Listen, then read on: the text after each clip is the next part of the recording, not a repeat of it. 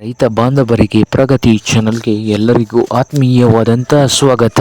ಇವತ್ತಿನ ಇದೊಂದು ವಿಡಿಯೋದಲ್ಲಿ ಹತ್ತಿಯ ಮಾರುಕಟ್ಟೆಯ ಬೆಲೆಯನ್ನು ನೋಡಿಕೊಂಡು ಬರೋಣ.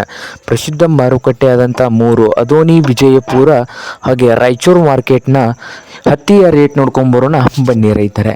ಇಂದು ಹತ್ತಿಯ ರೇಟ್ ಬಂದು ವಿಜಯಪುರದಲ್ಲಿ 6,000ದಿಂದ 8,400, 6,000 ರೂಪಾಯಿದಿಂದ 8,400 ವಿಜಯಪುರ ಮಾರುಕಟ್ಟೆಯಲ್ಲಿ ಒಂದು ಕ್ವಿಂಟಲ್ ಹತ್ತಿ ರೇಟು ಇದೆ.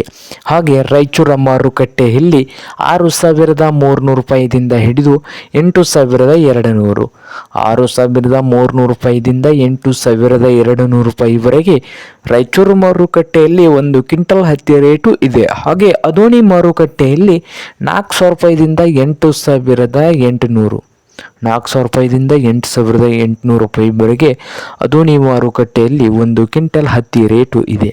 ಇದು ಇಂದಿನ ಹತ್ತಿಯ ಮಾರುಕಟ್ಟೆಯ ಬೆಲೆ ಆಗಿದೆ.